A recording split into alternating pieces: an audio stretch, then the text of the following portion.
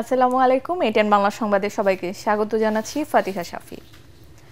ত্রয়োদশ জাতীয় সংসদ নির্বাচন সামনে রেখে সংসদীয় আসনের সীমানা নির্ধারণ, ভোটার তালিকা চূড়ান্তকরণ, রাজনৈতিক দল নিবন্ধন, দেশীয় পর্যবেক্ষক সংস্থার নিবন্ধন চূড়ান্ত করা সহ ২৪টি গুরুত্বপূর্ণ কার্যাবলীকে প্রাধান্য দিয়ে রোডম্যাপ ঘোষণা করেছে নির্বাচন commission EC.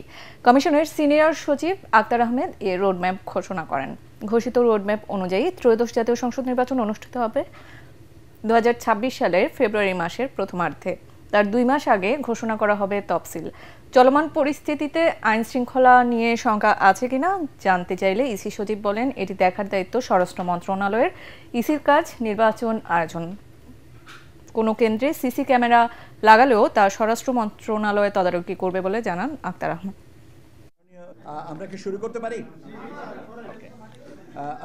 Existing law and order situation এটা স্বরাষ্ট্র মন্ত্রণালয়ের বিষয়।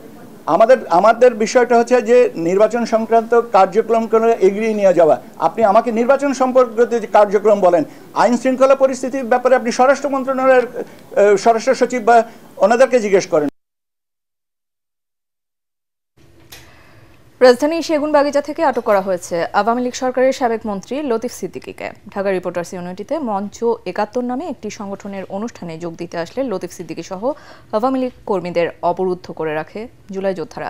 প্রায় ২ ঘণ্টা অবরুদ্ধ রাখার পর লতিফ সিদ্দিকী সহ আওয়ামী লীগ কর্মীদের পুলিশে সোপর্দ করে বিক্ষুব্ধরা। পরে তাদের নেওয়া হয় গোয়েন্দা পুলিশ ডিবি কার্যালয়ে। আরও জানাচ্ছেন মুশফিকুর রহমান। মঞ্চ ৭১-এর ব্যানারে সকাল ১০টায় ডিআরইউতে আলোচনা অনুষ্ঠানের আয়োজন করা হয়।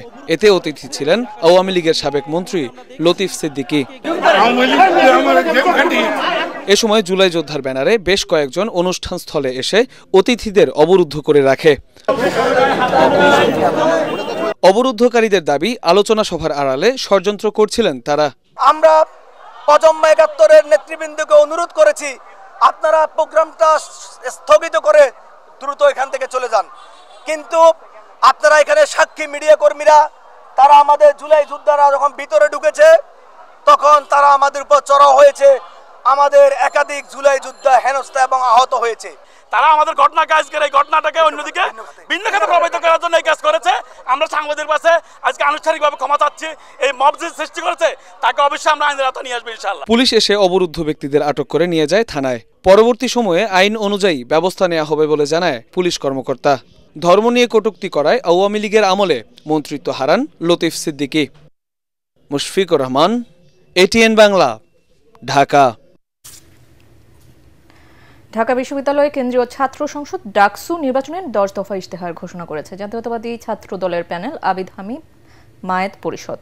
এ সময় আবাসিক হলের সুযোগ বৃদ্ধি সহ শিক্ষাবান্ধব পরিবেশ করতে ১০ দফা অঙ্গীকার করেন নেতারা। এ সময় ছাত্র দলের ভিপি প্রার্থী আবিদুল ইসলাম খান বলেন, গণতান্ত্রিক অধিকার চর্চার গুরুত্বপূর্ণ সুযোগ এনে দিয়েছে এই ডাকসু নির্বাচন।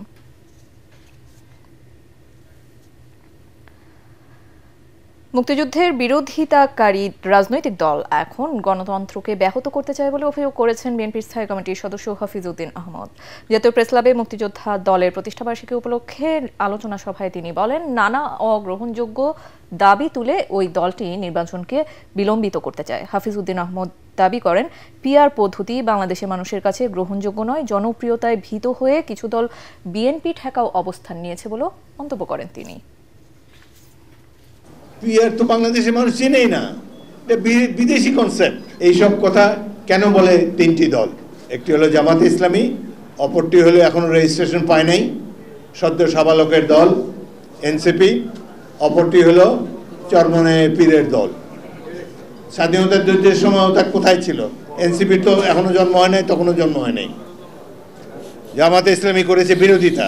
বাংলাদেশের জনগণ স্থির করবে আগামী নির্বাচনে তারা কি ব্যবস্থা চায়, তারা কোন ধরনের সংবিধান চায়, তারা কি কি সংস্কার রাষ্ট্রযন্ত্রে চায়, সেটি নির্বাচিত জনপ্রতিনিধিরা স্থির করবে।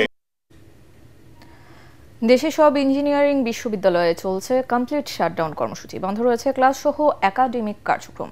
এদিকে প্রকৌশল শিক্ষার্থীদের অবরোধ কর্মসূচি আজ বিকেল 5টা পর্যন্ত স্থগিত করা হয়েছে। বুধবার রাতে শাহবাগে ছাত্র প্রতিনিধিরা এ ঘোষণা দেন। এ সময় তারা জানান, মানুষের দুর্ভোগের কথা চিন্তা করে ব্লকেট কর্মসূচি স্থগিত করা হয়েছে। বিকেলে রমনায় ইঞ্জিনিয়ার্স ইনস্টিটিউশনে সংবাদ সম্মেলন করে পরবর্তী কর্মসূচি ঘোষণা করা হবে বলেও জানান তারা। গতকাল প্রকৌশল শিক্ষার্থীদের পূর্ব ঘোষিত লং মার্চ টু ঢাকা কর্মসূচির অংশ হিসেবে প্রধান উপদেষ্টার বাসভবন যমুনা ঘেরোয়ের যাওয়ার সময় পুলিশের সঙ্গে সংঘর্ষ বাধে আন্দোলনরত শিক্ষার্থীদের। এতে অন্তত 25 জন আহত হন। পরে বিকেলে 3 দফার বদলে স্বরাষ্ট্র উপদেষ্টা শিক্ষার্থীদের কাছে ক্ষমা চাওয়া এবং হামলাকারী পুলিশ সদস্যদের বিচারের দাবি সহ নতুন 5 দফা দাবি জানায় প্রকৌশল শিক্ষার্থীরা।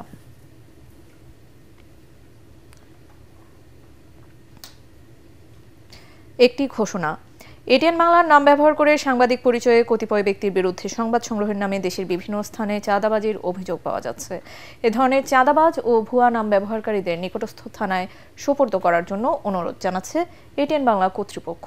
এছাড়াও প্রতিষ্ঠানটিতে সাংবাদিক ও জনবল নিয়োগের ভুয়া বিজ্ঞাপন দিয়ে একটি চক্র প্রতারণা করছে। বর্তমানে এটিএন বাংলায় কোনো ধরনের নিয়োগ প্রক্রিয়া চলছে না। নিয়োগ নিয়ে কারোর সাথে আর্থিক লেনদেন না করার অনুরোধ জানাচ্ছে এটিএন বাংলা কর্তৃপক্ষ।